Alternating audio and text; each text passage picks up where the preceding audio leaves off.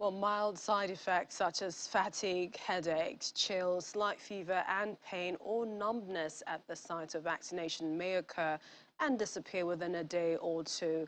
According to the National Primary Healthcare Development Agency, if you observe any reactions after vaccination, you should contact the disease surveillance and notification officer whose phone number should be on your vaccination card or report to your healthcare provider. Well, the mass vaccination continues across the country, and Dr. Shalom Oni, a public health physician, tells us his experience in Lagos. Welcome to the program. Thank you very much. All right, so what's the major side effects that perhaps you've heard of, you've come across during vaccination in Lagos?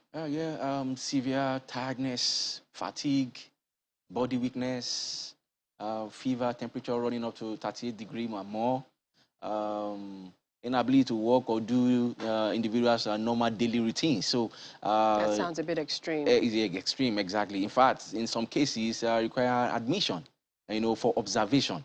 But by and large, there hasn't been any mortality, from COVID-19 vaccination or adverse effect following immunization in Nigeria. So I think we can put our trust, our confidence in that, side effects will occur, but then it's just enter and being mild, moderate. When you look at the progress of the states, Lagos State, for example, do you think that they're doing well so far?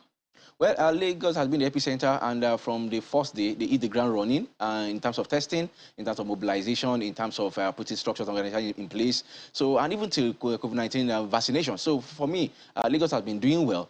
By and large, I think in the second phase, in second vaccination, second dose vaccination, I think some degree of effort, need to be put in place. There's ongoing mass vaccination. There's also mobile vaccination teams out there.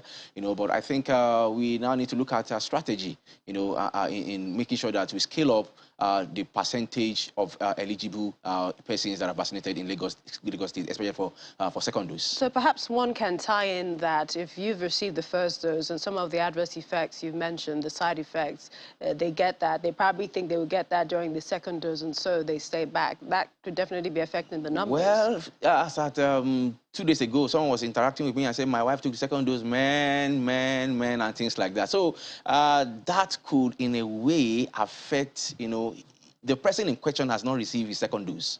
So that could, in a way, make him to lay back and say, well, maybe I should delay mine. After all, I'm okay. I don't even have any sign that I have COVID-19 and things like that. So the knowledge, the occurrence of adverse effect following immunization sure plays its own role, in vaccine hesitancy.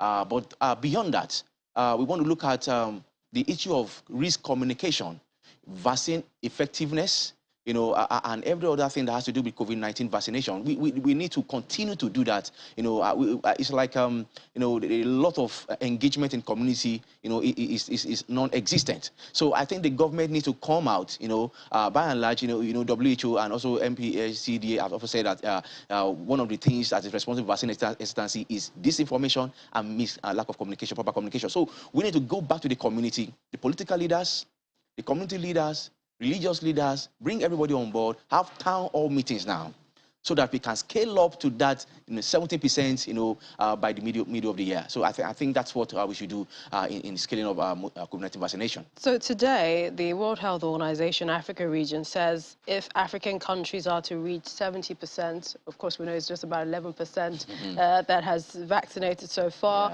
they need to increase pace of rollout sixfold. Times. Yes. Now, if you hear sixfold, you think, oh, in terms of pace. But let's be more specific. What does that mean? That means that what you have been doing, or all that is required to ensure that there is vaccine uptake, do it 6 times.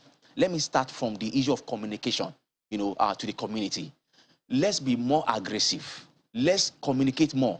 Sometimes when you listen to radios, and you hardly find people the jingles anymore about COVID-19 vaccination. So let's go out there to the community, to the key figures, key informants, the leaders there. Let's engage them in town hall meetings. That's number two. Number two, even the availability of vaccine, let it be more available 6 times than ever before.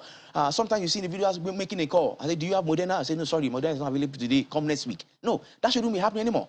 Moderna, Pfizer, AstraZeneca, everything should be available. In fact, the vaccine should be waiting for you, not you waiting for vaccine.